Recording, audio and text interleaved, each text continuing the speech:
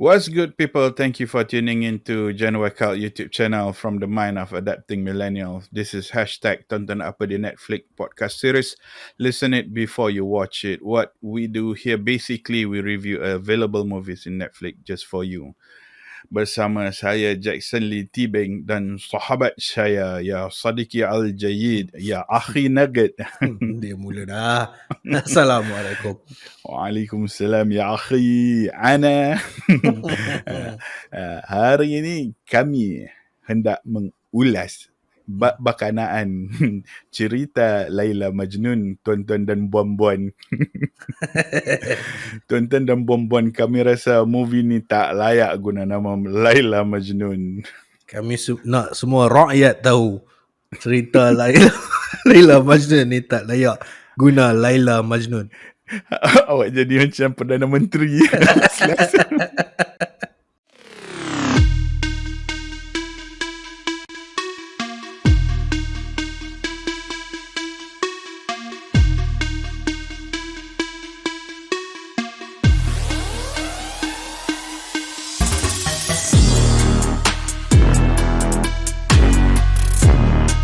Mostly lah, aku rasa at least once in our lifetime mestilah kita mesti pernah dengar perkataan Laila Majnun ni.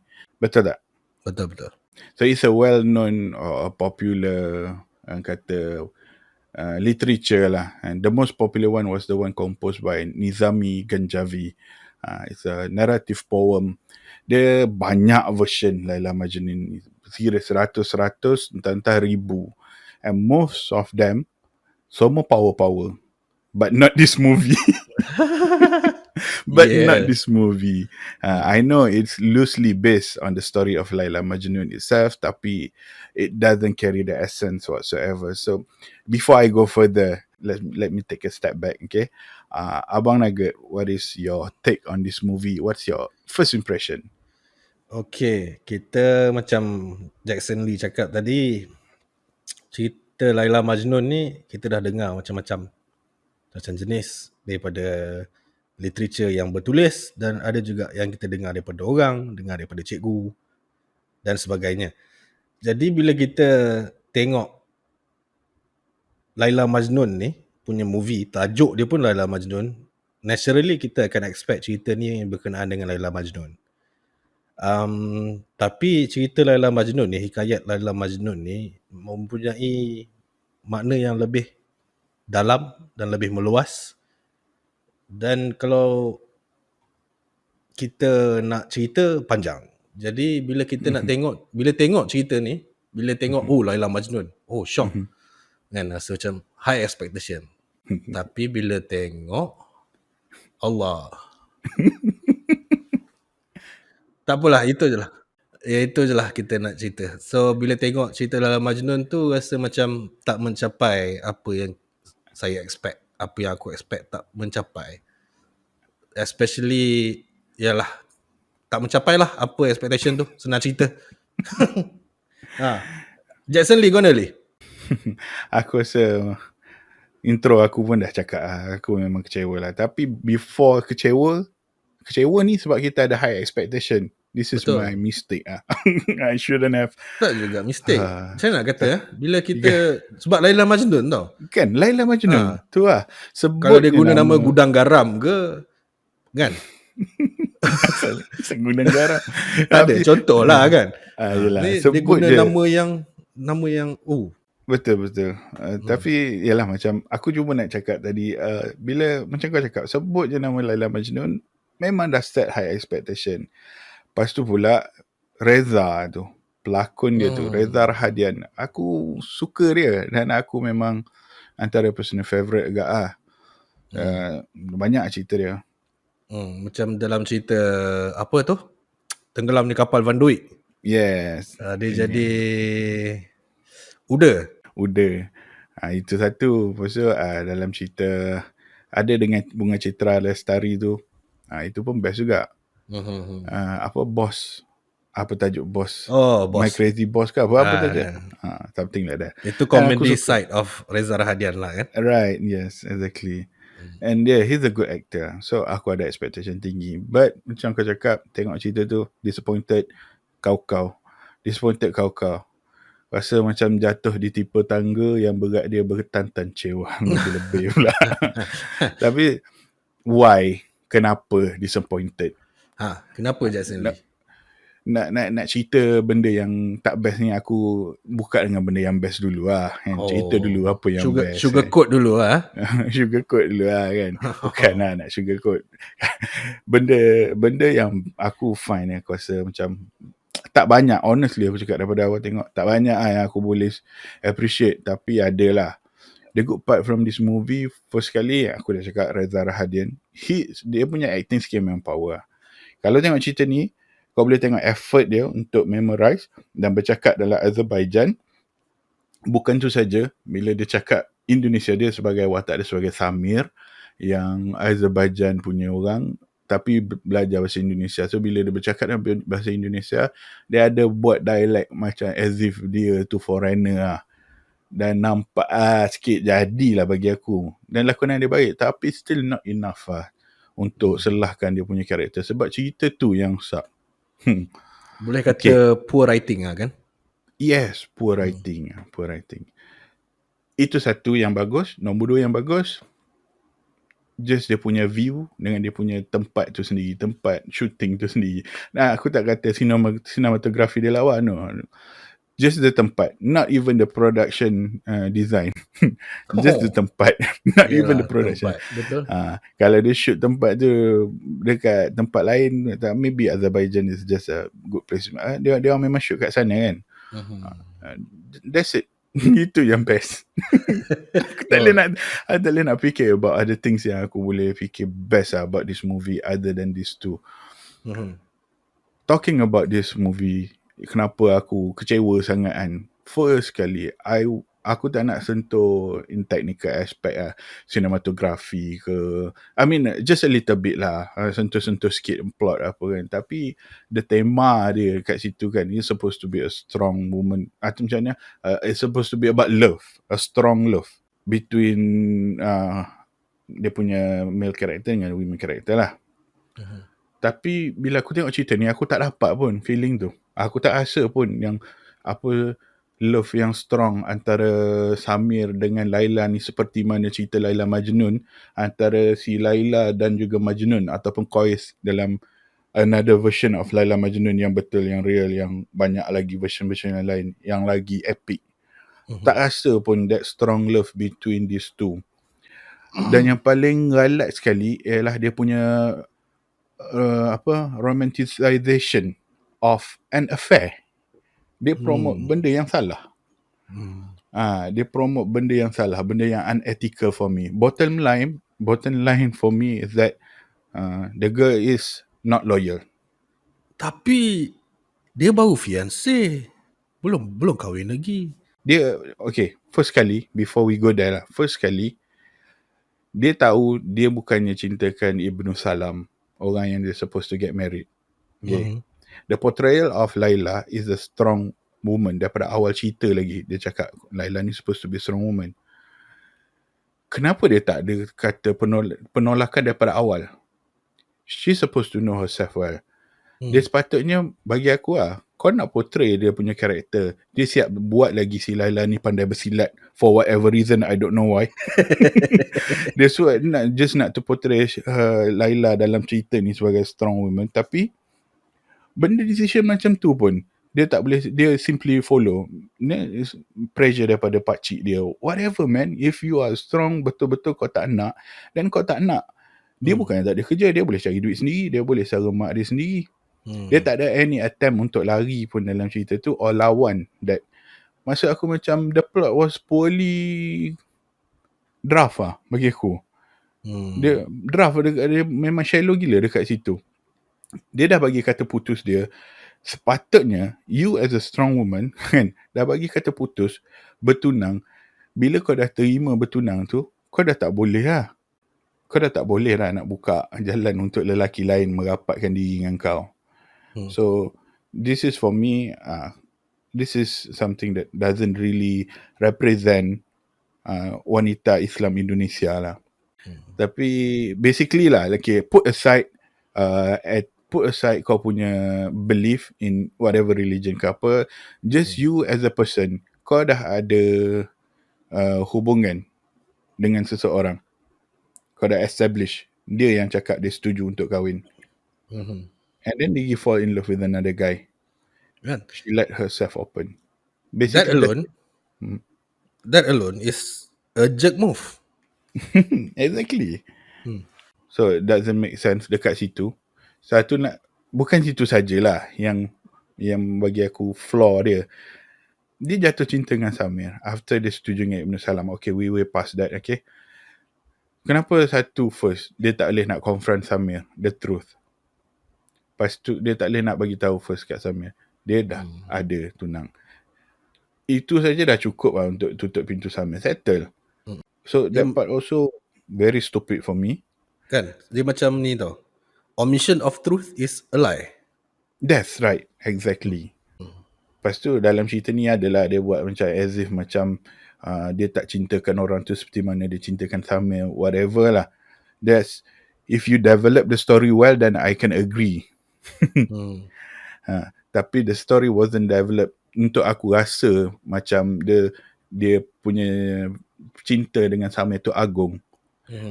Aku tak boleh nak follow that lah. Laila Majnun ni dalam version yang ada, yang lain kan, dia ni terpaksa kahwin. After dia kahwin, dia confess dekat husband dia, memang dia tak boleh lupakan Qais si Majnun ni. Dalam cerita ni Samir tu seumpamanya Qais lah kan. Dalam real tu Laila dan Majnun tu is Qais lah. Macam mana dia boleh crazy about Samir, dia boleh jatuh cinta dengan Samir dalam masa 2 minggu je. Yang sebelum ni dia hanya ada satu interaction and she barely remember who Samir is. Lepas tu just because of the shenanigan within 2 weeks, kau cinta dia macam tu. I can see any chemistry between Laila and Samir at all. All those romantic scene yang dia cuba buat dalam movie tu macam kena force tau. Macam force chemistry. Qais dalam real Laila dan Majnun ni ada macam cakap, there's a lot of version. One of the version is Qais ni kenal Laila daripada zaman dia belajar lagi. Ni aku nak bagi explain of how a good how yang sepatutnya lah kalau nak tunjuk chemistry dia orang. Qais ni memang gila-gila punya cintakan si Laila ni. Dia akan cuba woo her ataupun cuba pikat dia dalam bermacam-macam jenis cara yang gila. Sampai orang pun panggil Qais ni Majnun, gila. Dia punya chemistry tu sangat kuat, bond dia sangat kuat. In one of the version dalam poem ataupun dalam literature yang ada, dia orang simbolikkan Qais ni kalau kena pukul, if he endure physical pain, Laila will be the one that will bleed. Qais kena pukul, Laila yang berdarah. Up to that level nak tunjuk dia punya bond between Laila and Qais.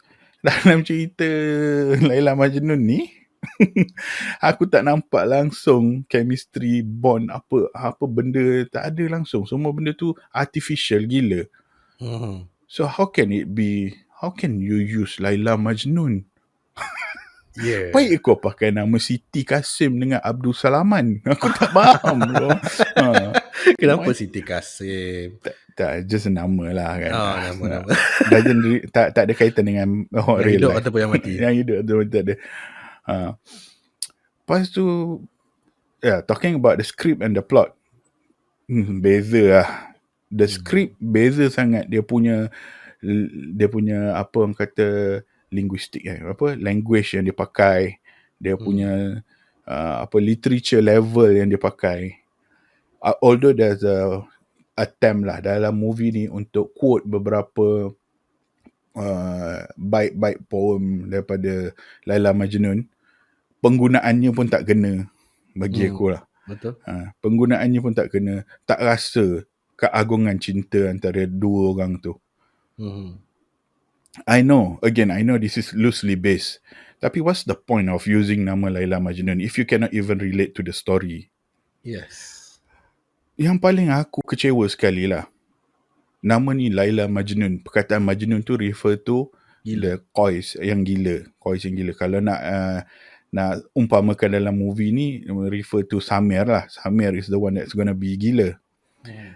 Kois punya gila, dia punya gila dalam salah satu version lah, aku tak boleh nak quote mana version sebab there's a lot of version. Kois punya gila ni, dia akan datang dekat town, bandar yang Laila duduk tu.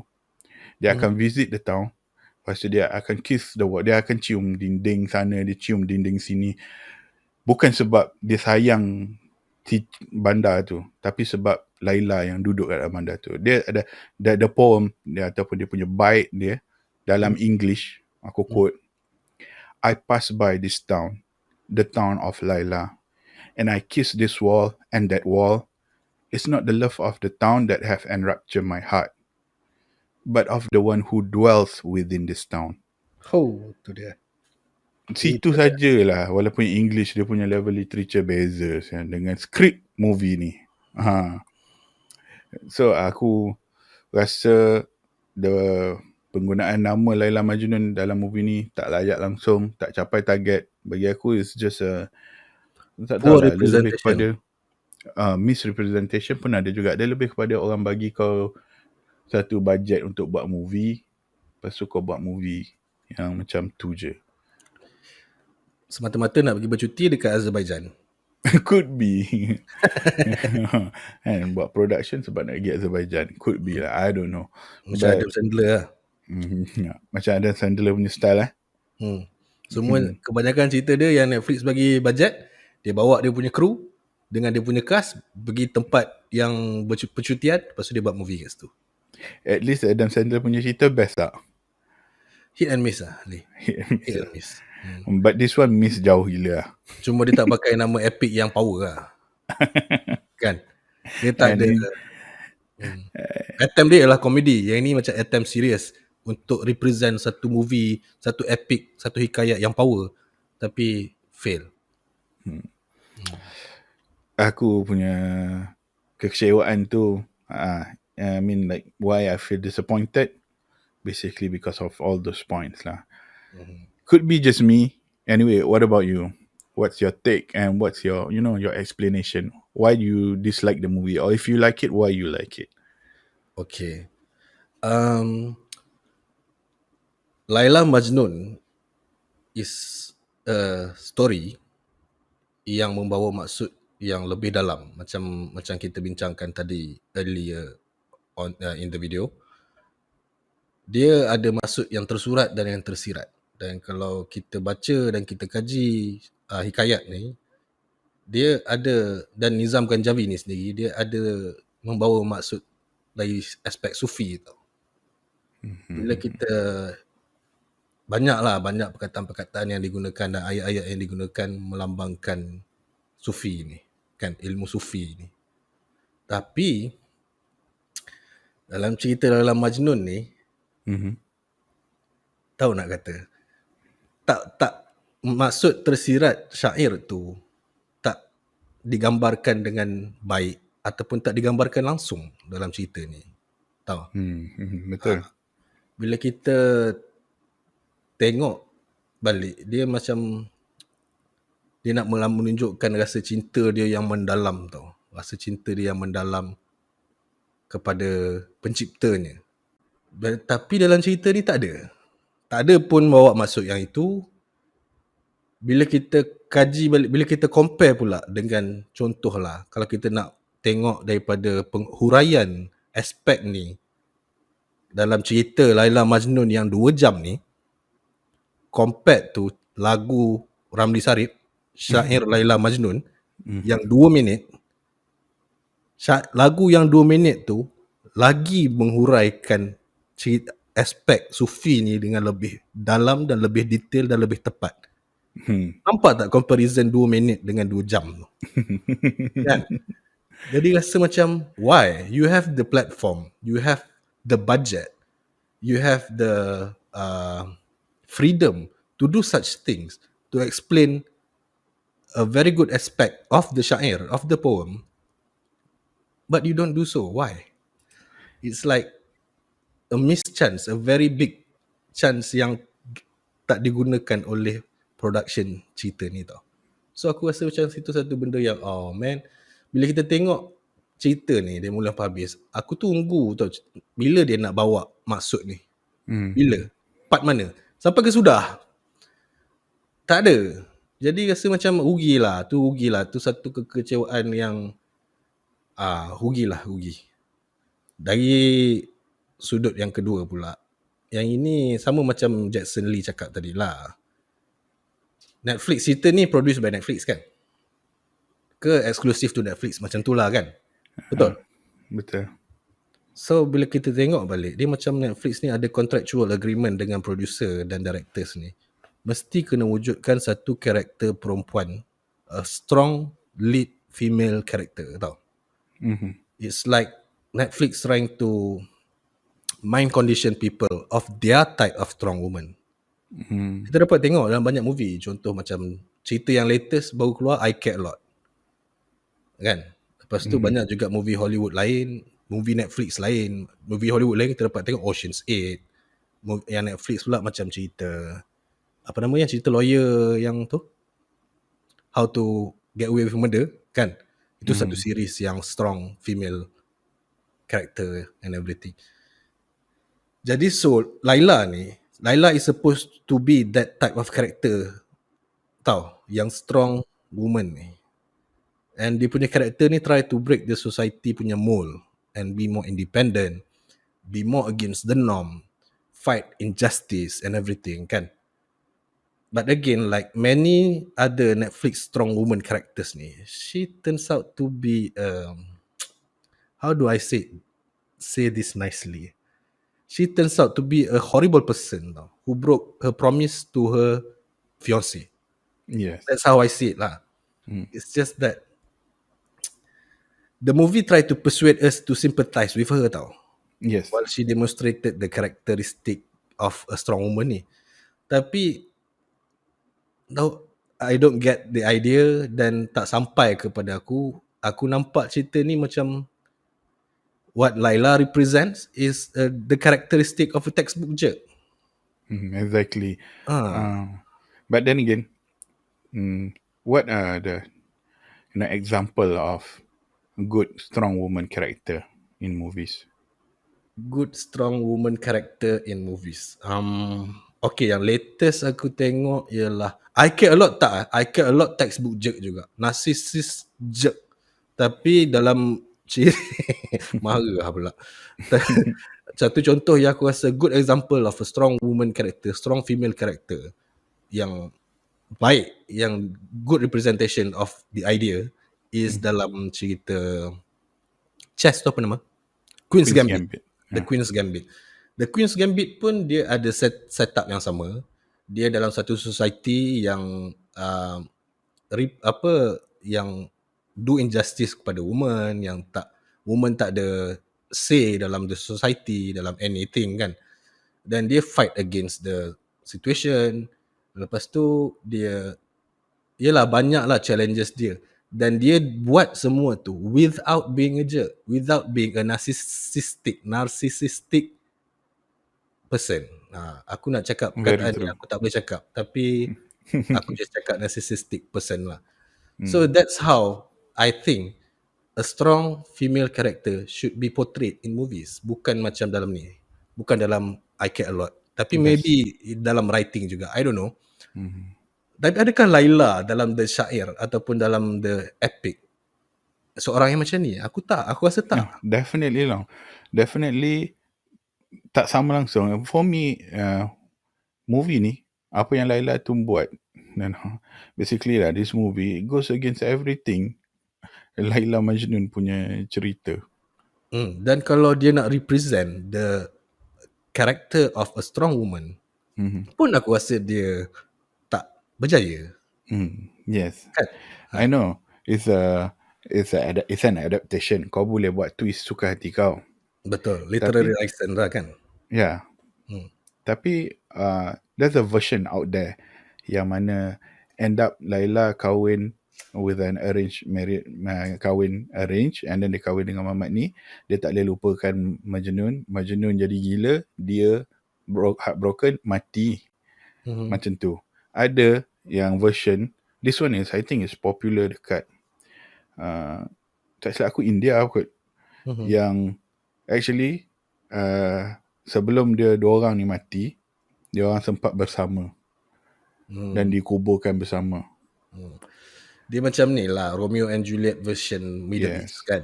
Yes. Tapi it's not just there tau. It's not just, it doesn't end there. Dia banyak lagi isi-isi masuk-masuk tersirat dalam syair ni. Yes. Banyak lagi ruang untuk dia, elaborate cerita tu, dan juga, perkasakan cerita tu. Dia macam cerita ni just take what is the literal meaning of the story and itu je. Dan Yang bagi hidang macam tu je. Hidang tanpa proper, orang kata, substance lah. bila cakap hidang ni, dia macam, ni lah resepi daging kerutuk kan.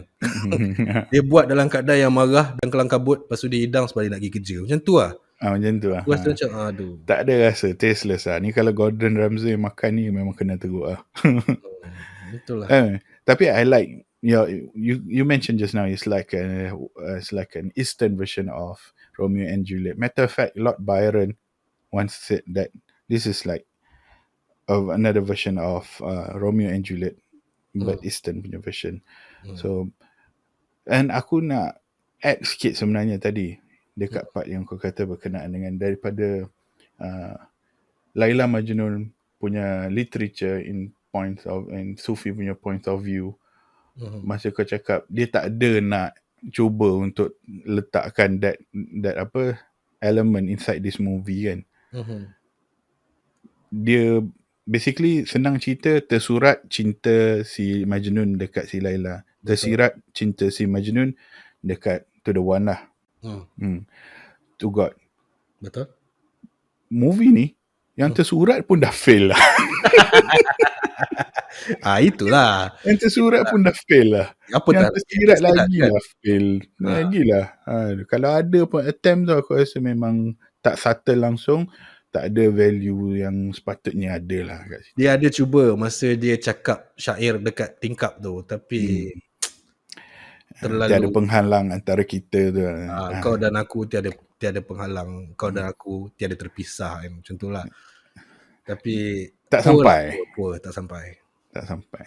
Lagi baik dengar terkulai di puncak rindu kan, Ramli Sarip. Itulah betul. 2 minit je sampai. Dengar Ramli Sarip jerit satu pun dah cukup. Kan. Dengar yang live version dengan Jamal, aduh kan. Rasa kan. Tapi yang ini kesian lah. Rugi. Baiklah. Ya akhi nugget.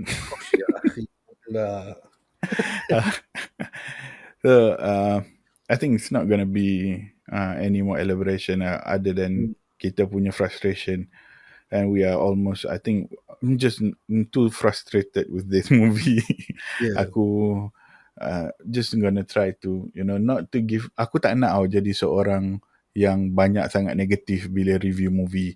I'm trying to, give like to view the movie macam betul-betul lah. Yalah, kalau bagus kan? Cakap bagus. Apa yang bagus. Betul. Tapi if the movie doesn't really give you much to praise, kan, aku pun jadi takkan kau nak buat-buat kan. Aku malah nak buat-buat. So that's basically about it. Kan, we work with what we have. Betul tak? Exactly. Apa yang dihidangkan kepada kita ialah Laila Majnun version ini yang kita rasa kecewa dengan version ni. Jadi macam what else we can do? Yes, exactly. Yalah, siapalah kita orang yang nak dengar apa yang kita nak luahkan ni, other than kita punya listener. Kalau sekadar berkongsi pendapat kita dengan dia orang, kita je sampaikan saja apa yang kita rasa dan apa yang aku rasa mungkin sedikit sebanyak boleh bagi insight lah dekat orang kat luar sana.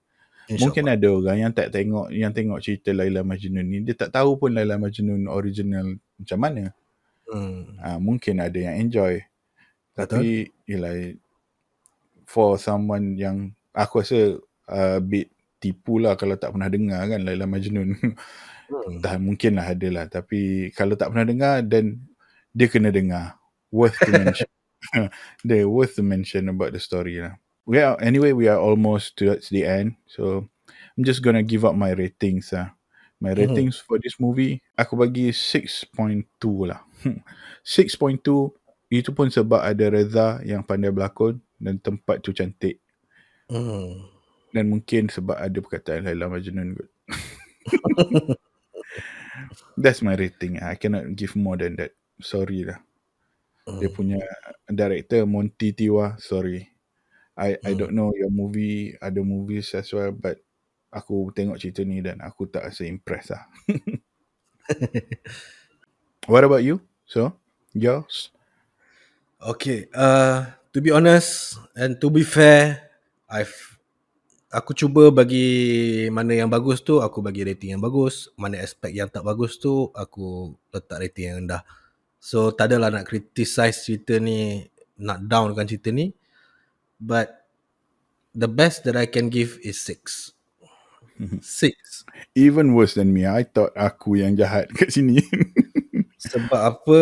Sebab misrepresentation of the story, literally, dan daripada segi tersirat. Lepas tu, bagi aku it's poor writing lah. Poor writing, yes. Poor writing. Yang the good side of the story is Reza Rahadian. Casting lah. Memilih Reza Rahadian sebagai karakter tu. Lepas itu Azerbaijan cantik. Lepas tu dia punya cinematography, well, modern lah. Aku suka tengok directors and production yang buat movie guna budget yang tinggi sikit untuk cinematography tau. Sebab banyak orang appreciate cinematography ni sebenarnya. Kan? Camera work,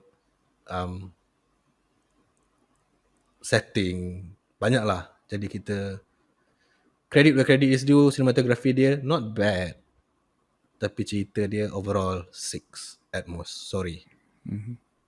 Am I sorry? I don't think so. 6. I don't think so lah. What about our pick of the week? Is there anything worth? Aku cuba terfikir. Lakonan Reza. Mak kesian juga kat Reza Rahadian ni sebab dia berlakon pandai tapi cerita ni macam drop dia punya lakonan. Dia tak boleh buat apa pun kalau skrip bodoh. Betul. So I cannot choose that as a pick of the week. Aku pun rasa tak boleh sebab Reza Rahadian dah banyak sangat berlakon tau. Bagi aku lah, bila kau dah reach that level, you have the kau dah ada banyak duit dah pun sebenarnya, dan kau dah ada CV yang cantik, kau sepatutnya pilih skrip. Pilih skrip. Jangan bantai je semua cerita apa yang available, semua yang kau dapat offer, kau bubuh. Sebab sooner or later kau akan merosakkan career kau sendiri. Dah banyak actor or actresses yang do the same mistake. Dan banyak juga actor dan actresses yang pilih skrip dan dia pilih movie yang best-best je dan dia meletup. Dan dia punya legacy as a good actor selamat. Example like Tom Hanks. Yes, Tom Hanks. News of the World. DiCaprio. Apa nama tu yang Fight Club? Edward Norton dan Brad Pitt. Dia orang pilih skrip. Dia orang tak simply just ambil apa yang offered. Sebab kau masih, you are in your prime. Kan, kalau kau dah tua, tak ada offer, lain cerita. Kalau kau ambil offer yang something yang a bit experimentation, it's okay.